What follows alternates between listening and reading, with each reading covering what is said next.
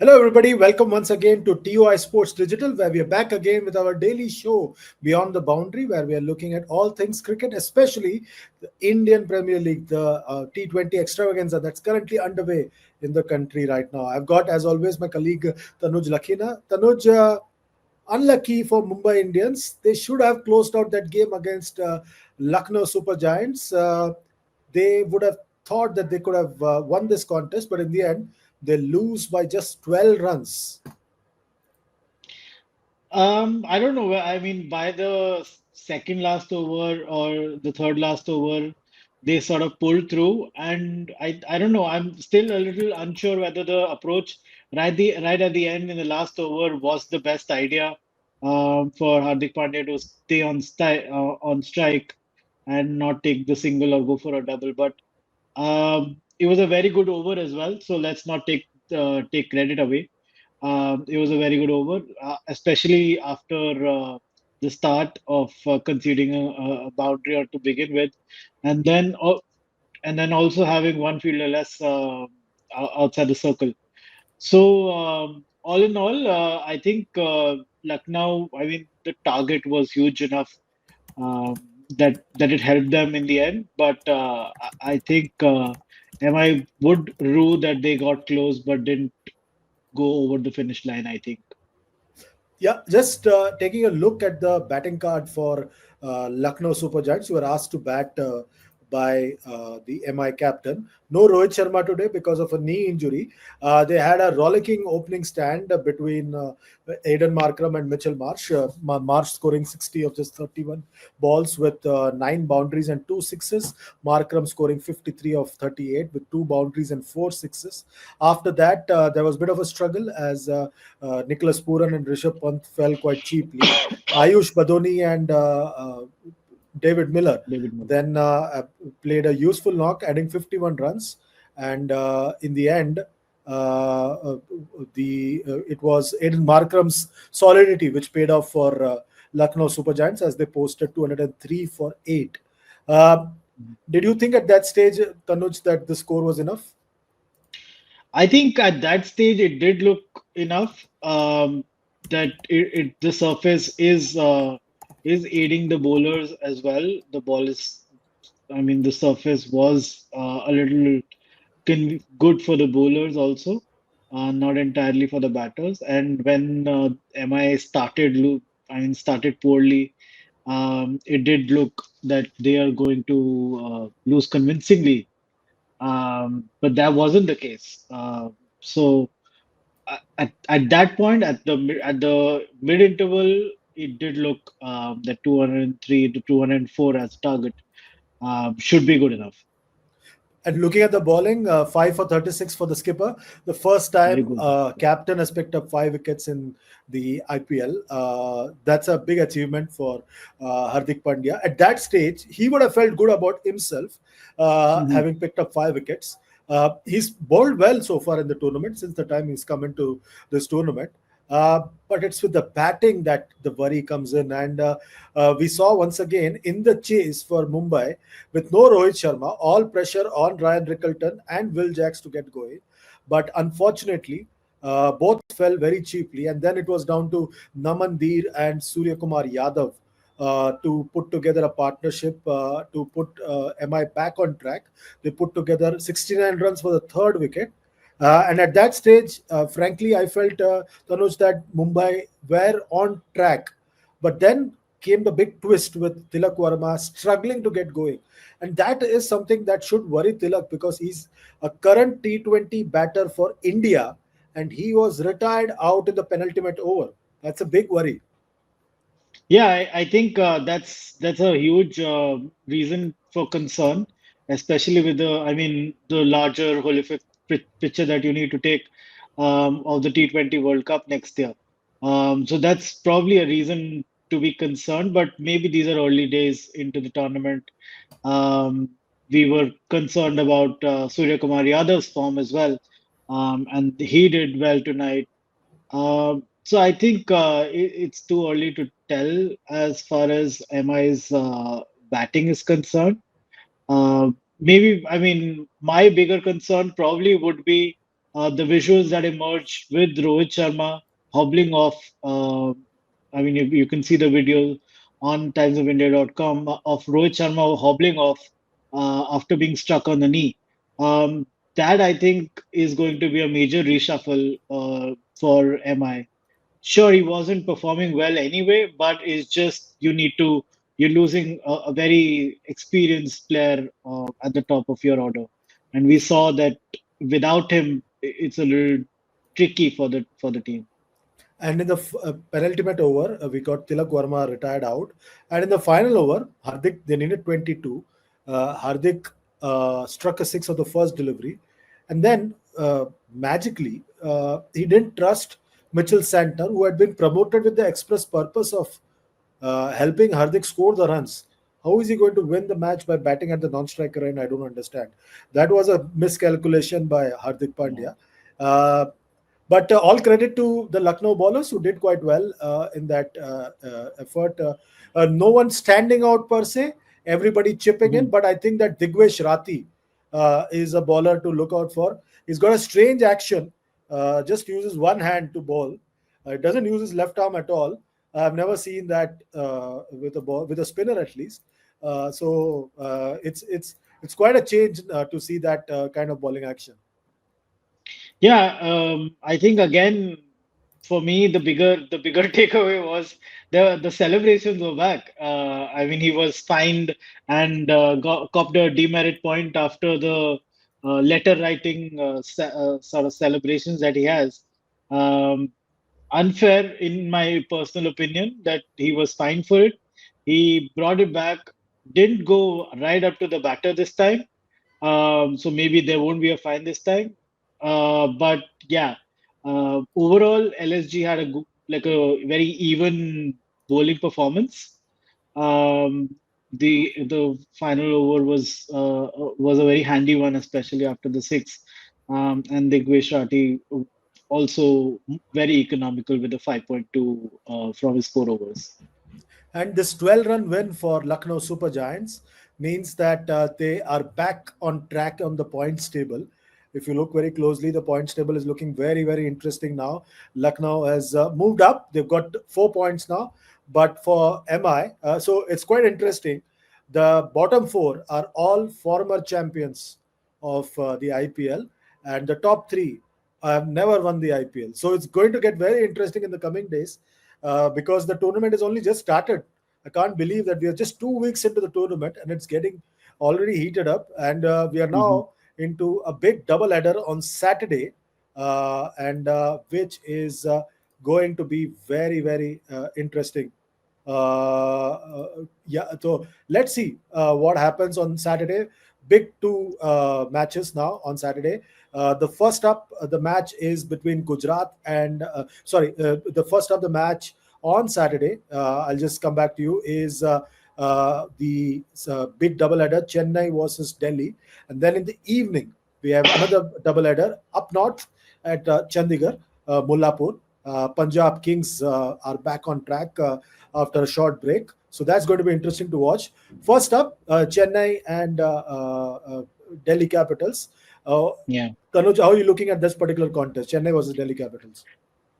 It'll be very interesting. I mean, Delhi are unbeaten, and this is a very strange territory for both teams, where Chennai are the more worried outfit, and Delhi are the unbeaten side. I don't know how often you get to say that, uh, and especially after the last time Chennai were here at home, Stephen Fleming had spoken about not getting benefit of the surface. And I think that has been an issue with a lot of teams this season. It'll be interesting how the surface plays out this time, whether Chennai's demands are paid any adherence to. So it'll be interesting. I mean, whether Delhi can continue their unbeaten streak as well. We know Ruturaj Gaikwad A is doubtful starter. unsure. Yeah.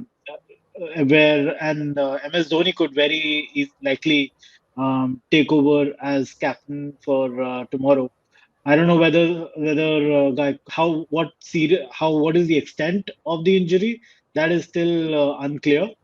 But it'll be interesting to see how Chennai manage without Gaikwad, who has been their leading scorer this season so far.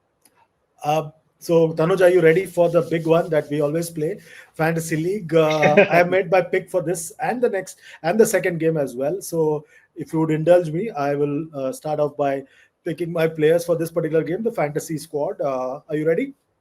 Yeah, go ahead. So I've gone with Faf Duplessis because he's looked quite good. He's still fit as a fiddle at the top of the order. Along with him, I've got Rachin Ravindra as my opening partner for Faf. Number three, I've gone in with Abhishek Porel because I think in the short sample size that we have for Abhishek, he's done quite well.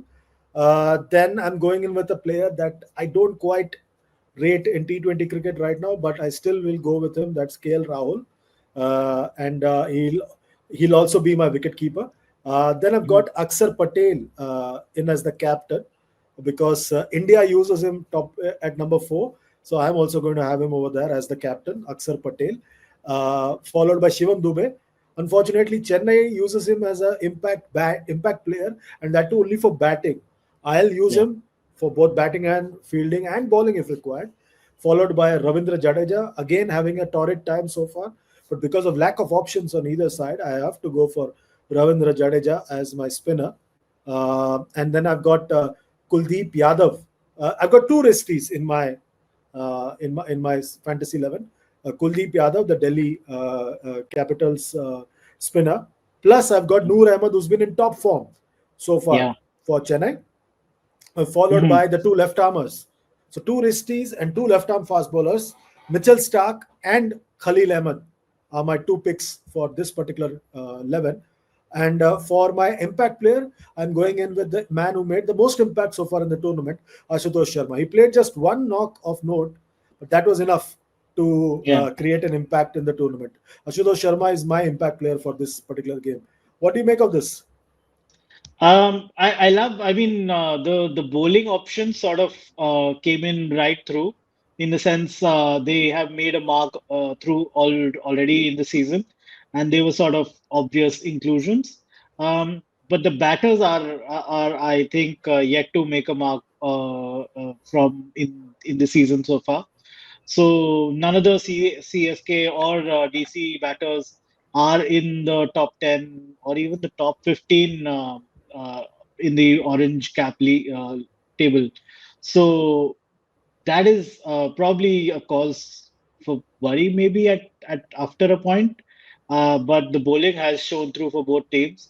So that uh, all in all, I think the bowlers are the more settled unit for both teams. The batting maybe not so Yeah, much. and also looking at the makeup of this lineup, looking at Rachin Ravindra, Aksar Patel, Ravindra Jadeja, Kuldeep Yadav, and Noor Ahmed. So you're looking at if I have anything to do with it, looking at 20 overs of spin.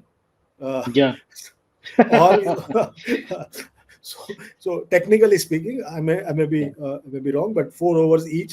So you're looking at least 20 overs of spin, and going to be playing in Chennai, so you need so many spinners. The good thing Yeah. is, out of these five spinners, at least three can bat. So that's a Hmm. benefit for any captain to have. So Aksar Patel himself will be very happy with the makeup of this lineup. So we are happy with this lineup. I hope you sitting at home watching us on any of the platforms are happy with this pick as well. Tanuj, are we good to move to the next game? The game between Punjab Kings and Rajasthan Royals. This is going to be a, Yeah. a big one because both these sides are at the two ends of the spectrum as far as the tournament is concerned. Absolutely. Punjab, believe it or not, are doing quite well, and Rajasthan are struggling. But maybe good news is that Sanju may be available. I don't know what's the latest right now.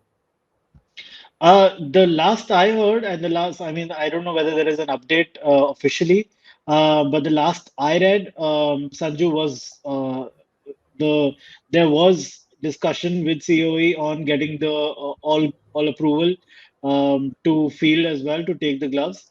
Um, so whether there is an official go ahead or not, I will have to check.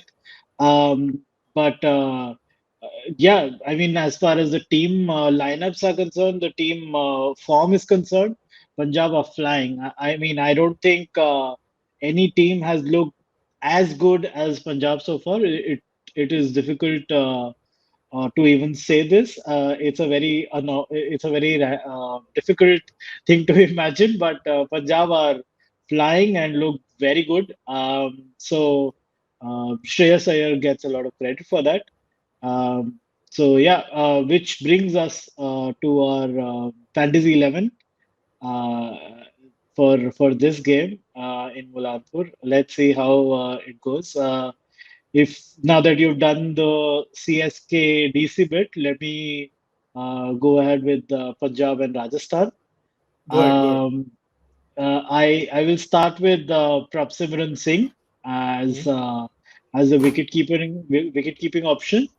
Um, to open with is Priyansh Arya, and then Shreyas Iyer is a no-brainer at this point. He's had a brilliant start to the season, looked very solid, looked extremely comfortable. I mean, there is no fuss batting from him, and that is always brilliant to see, especially in a format like T20 where there is just smash and grab sort of stuff, and Shreyas is complete opposite of it and scoring runs well. Next up for me is Nitish Rana. Um, and then comes in the middle, there is to collect the big runs is Shimron Hetmeyer. Then I'll go with Shashank Singh to keep the flow of things going. Then I have one into Asaranga to carry things along. In the bowling lineup is Lockie Ferguson to do the seam bowling bit. Yuzvendra Chahal, IPL's highest wicket taker. Sandeep Sharma is my next bowling option, and I will end the playing 11 basically with Arshdeep Singh, who has bowled really well so far this tournament. I would argue he's been uh, one of the standout bowlers this season, and I think more than anything, how if our viewers can, they can go ahead and listen to Arshdeep speak after Punjab's previous match, where he was very articulate about the bowling, about the surface, and how much of a role it plays in the IPL and the matches that they've played. So that is a great watch if you're a learner of the game. And lastly, I go with Marco Jansen as my impact sub. What do you make of Interesting. the I think 11? it's quite interesting. This shows the power of Indian Premier League because you've got so many Indian players in your Mhm. fantasy level and just three in the 11, and that's why you had to pick a foreigner as a impact sub. To make So up? that Yeah, yeah. shows, yeah, so that shows the power of Indian Premier League, and that shows the investment made by Ricky Ponting and Punjab at in buying those players over here. So I think that that's a big one, big call by you. And the other big call is the fact that 8 of the 12 are from Punjab. That shows where they are on the points table right now. Yeah, yeah. So I they're right think, at the top. yeah, Punjab's.